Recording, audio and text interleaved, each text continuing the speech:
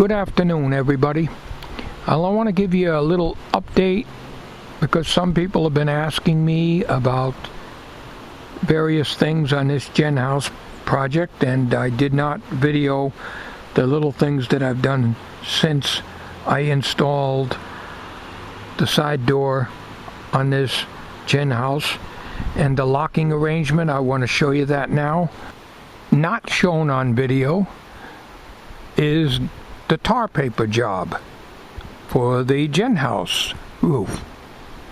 Before I get started, I put the 30-pound felt or the tar paper on the roof, and I'm clamping it down with the cleats like I usually do.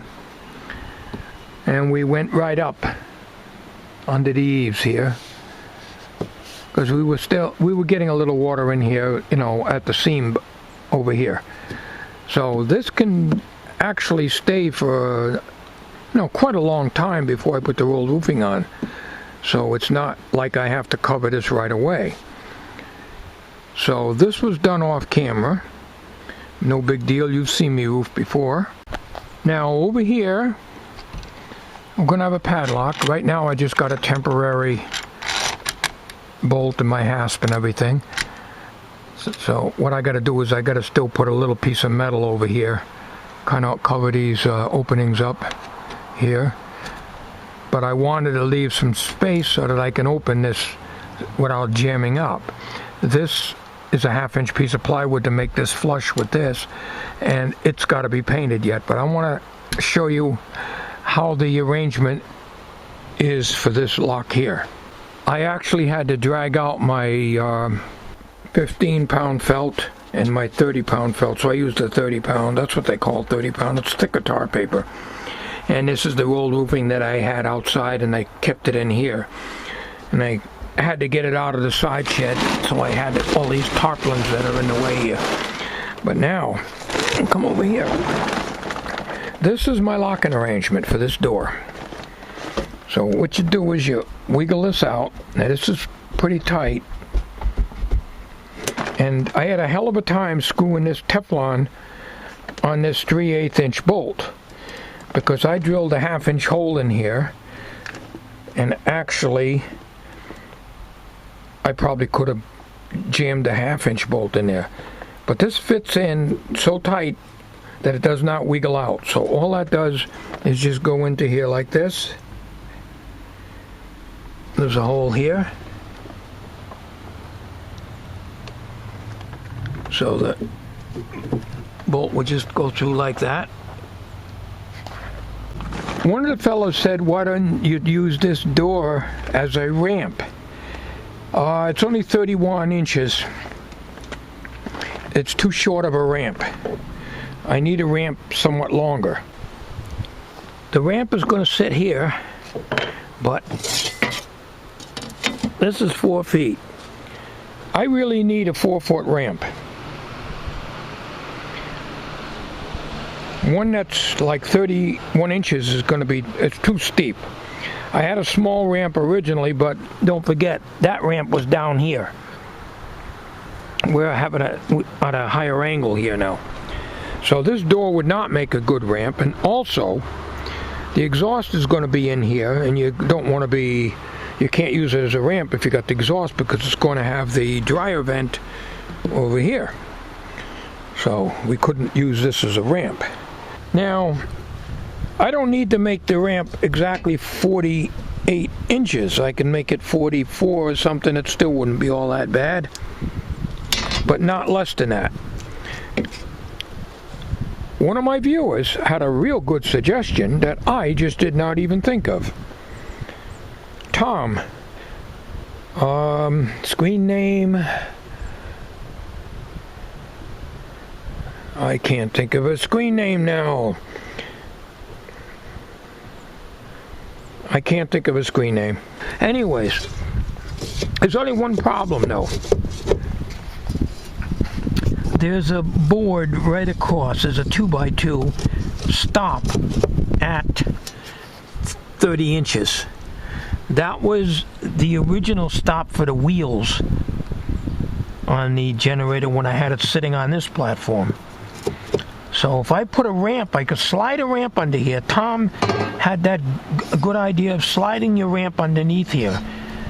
So if I made one, let's say 44 inches long instead of 48, I can slide it up under here enough that it's being plywood. I don't want to have it sitting out and getting rained on. It'll keep it dry. Let me just see what comes out the other end. Well, there's my ruler there, but it's not sticking past the flooring. So I would have to lay that ramp plywood on top of that 2x2 because I cannot remove that 2x2. So this yardstick is 2 inches wide. So I can't stand it on end. So the ramp itself don't have to be any thicker than a 1/2 inch. You can have a support in the middle as long as the support isn't 48 inches long. The support can hit this here and it'll be alright. Because my intention is to just lay the ramp up here like that. So no big deal if it doesn't come even with this. You just push it right up on the ramp. So a 44-inch ramp. So Tom gave me a good idea, and I want to thank you. I wished I could remember your screen name.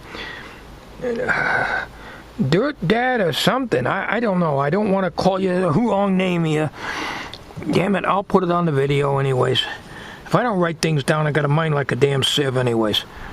Okay, so the ramp don't have to be exactly 27 inches wide. I can make it 26 to give a little leeway.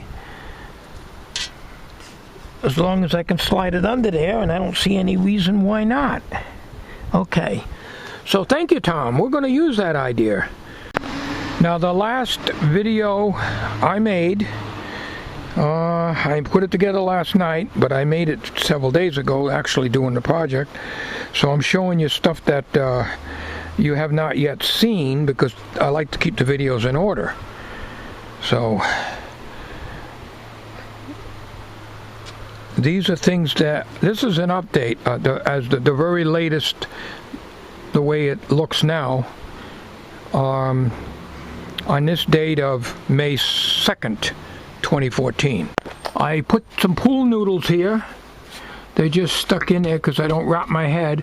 I was going to put a pool noodle here, but I don't think I'm going to have any problem with this, and it's going to be in the way of the door because the pool noodle has to, go clamping around the beam, and you can't do that here because it'd be in the way of the door. So what I am going to do, I'm going to have to cut off the roofing nails as they come through because I don't want to bang my damn head and hit a roofing nail. Even though I cut off the points and put silicone on them like I showed in my video before this one. Actually, the video that, yeah, these videos are not in order. All this, I don't think you've seen this video yet where I did this. I'm not sure. Alright, so we close this. I still got to get some pull handles.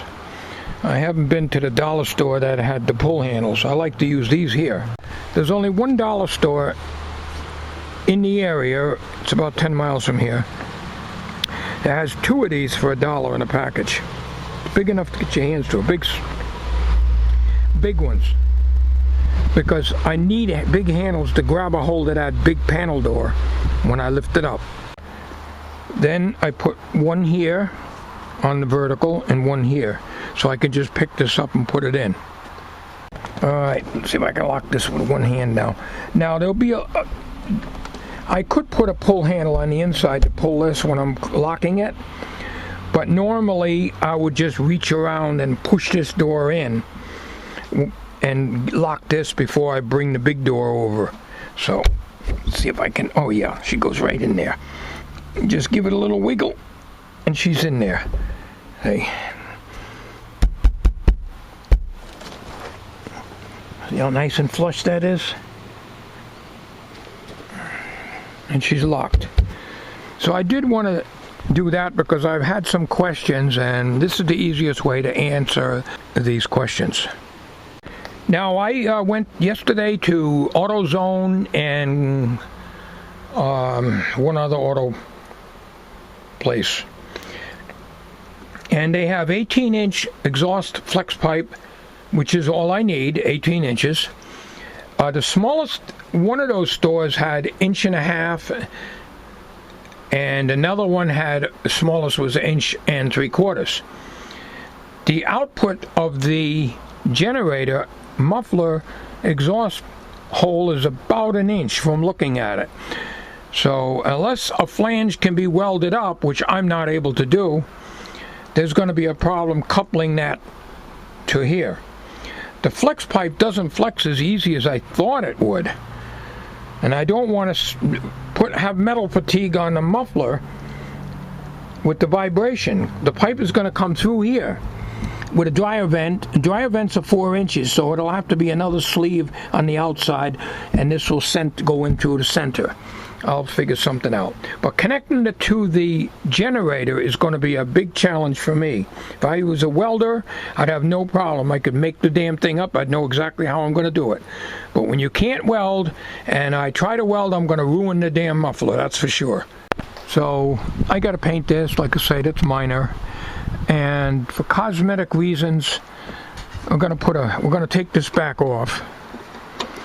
And somehow put it on a little crooked, but then again, I'm crooked on everything I do anyways.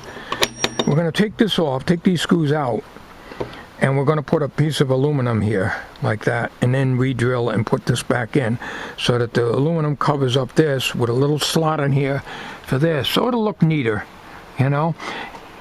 It's not that I'm trying to make this airtight, by no means. I just want to make it look good, you know? Now, over here, as I mentioned so many times, I want to get a 20-inch by 20-inch vent to go in here, and I'm going to have a vent up in the corner there, and the same with the other high end of the roof. And I want to have several vents here. I want to have a couple of vents in the door. They'll have to come down. The vents will have to be obviously just below this 2x3 here. And there'll be a vent in the corner there, way up in the corner, close to the, and probably a couple here. There'll be an exhaust fan either here or here. So the air will be drawn from there and out this way. The exhaust fan, I plan on running the exhaust fan on the generator, but not lighting. There's no point in overloading the generator any more than necessary. The fan is probably going to take 100 watts as it is. I'll have some of these magnetic lights over here. I'll have these Harbor Freight lights, and I'll probably have them in various places mounted on, I've got enough of these mending plates, I just mount it like that, in various places in here. I don't know how well the magnet's not that strong in these things. We'll have one overhead so I can see the gas up the generator, and several others, in addition to a flashlight. And that's what's good about having these 2x here, because you can put stuff on there, little items. And my generator cords will probably hang up in here somewhere. Down at the bottom of the door, I was going to use 2 bolts to keep the bottom in. I decided to take some 1/2-inch plywood, angle it so that it drops on that sill. The bottom will stay in. So that's what we did here. Alright, I'm going to put this door on. And I'm not doing it too much today. Probably Saturday I'll probably do some more. And I just wanted to give you an update. It's easier if I had the handles on this thing. But you see how this goes in? I don't know, you can see down in there. You can't from this angle probably. But that piece of plywood keeps this bottom from coming out. So all we do, you can come over here. You see we come up in here like this. And we take this and we go up we're gonna have to adjust that, but anyway, she's in there like that, and we just temporarily, because there's nothing in here, no generator in here yet, we just stick this in here just to keep the door there, and she's nice and flush. Now over here I'm going to add, like I did here, I'm going to have some 1/2-inch plywood come down over through here, and then the furring strip is going to come up here. So there's going to be 1/2-inch plywood here to give a flush look, and then there's going to be from here all the way up here, and that's why I made this out to here. There'll be furring strip, which is 2.5 inches wide. I use furring strip for trim like I did over here. So they just accent it a little bit right up to here. And quarter round molding between the roof and the siding here and on the other side. So that's really all she wrote. So I want to give you an update. You got your update. Thank you for watching.